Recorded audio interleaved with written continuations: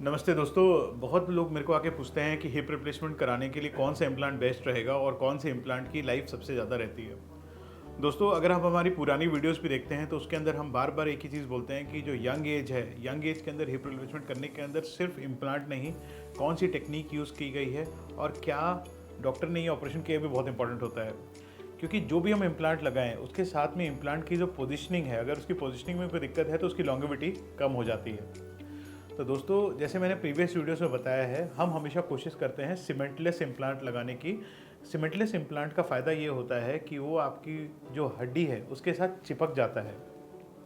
दोस्तों, एक hip replacement के अंदर मोटा मोटी 3 चीज़ें हमें चेंज करनी पड़ती हैं। एक होता है जो हमारा सॉकेट, जो कि हमारे हिप के ऊपर की हड्डी होता है। नीचे की तरफ हमें जो एक बॉल के लगाना पड़ता है और उसके नीचे एक जो थाई बोन के अंदर हमें एक थाई का स्टेम देना होता है, जिसे फेमरल स्टेम किया जाता है। तो दोस्तों, जो सीमेंटलेस स्टेम होता है और सीमेंटलेस सॉकेट होता है, उसकी हम लाइफ एक्सपेक्टेंसी आराम से 25-30 साल सोच सकते हैं, क्योंकि वो आपकी हड्डी के साथ चिपक जाता है। ये विभिन्न कंपनियों का आता है और मोटा मोटी सभी कंपनीज़ का एक ही तरह का आता है और ये अच्छा काम करता है।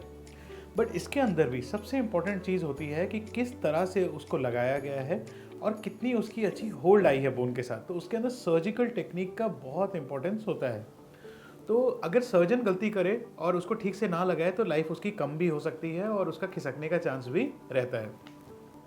नेक्स्ट जो क्वेश्चन होता है वो होता है बेयरिंग सरफेस का। बेयरिंग सरफेस का मतलब होता है कि एक बार जो आपका सॉकेट और स्टेम तो फिक्स हो गया, ये तो अब हिलेंगे नहीं। जो चीज़ हिलती है उसे कहते हैं बॉल, जो अंदर आपका बॉल लगता है और उसके ऊपर एक हाईली रिफाइंड पॉलीथिलीन लगता है, जिसे पॉलीथिलीन लाइनर कहता है। तो ये जो लाइनर और बॉल का मूवमेंट है, इसको कहते हैं बेयरिंग सरफेस।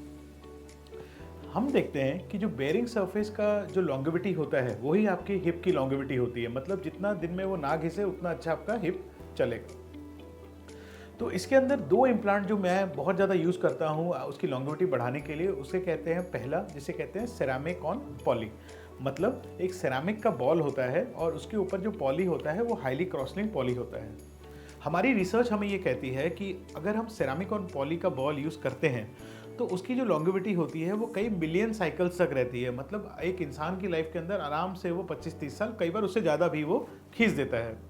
उसके 25-30 साल के बाद अगर वो चेंज खराब हो भी जाता है तो उसे फिर से चेंज किया जाता है, जो कि बहुत बड़ी एक सर्जरी नहीं होती है। दोस्तों, कई बार लोग आते हैं, बोलते हैं कि सर सेरामिक थोड़ा महंगा है या सेरामिक ऑन सेरामिक लगा दीजिए। तो पहला चीज़ होता है कि दोस्तों, ऑल्दो सेरामिक महंगा है बट उसकी लॉन्गेविटी ज़रूर एक नॉर्मल हिप से ज़्यादा होती है।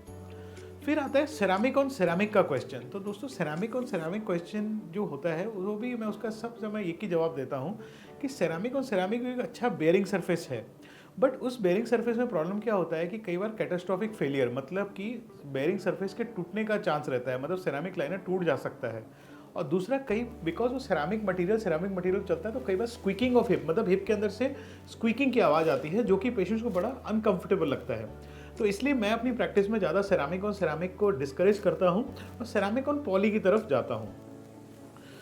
फिर भी कुछ लोग होते हैं जो कहते हैं कि सर हम वो नहीं अफोर्ड कर पाते, हमें नेक्स्ट ऑप्शन बेस्ट क्या है वो बताइए। तो दोस्तों, जो सेरामिक ऑन पॉली, ऐसा नहीं कि वही अगर यूज़ किया तो आपका हिप अच्छा होगा, वैसा ही एक और अच्छा बेयरिंग सरफेस होता है मेटल ऑन पॉली।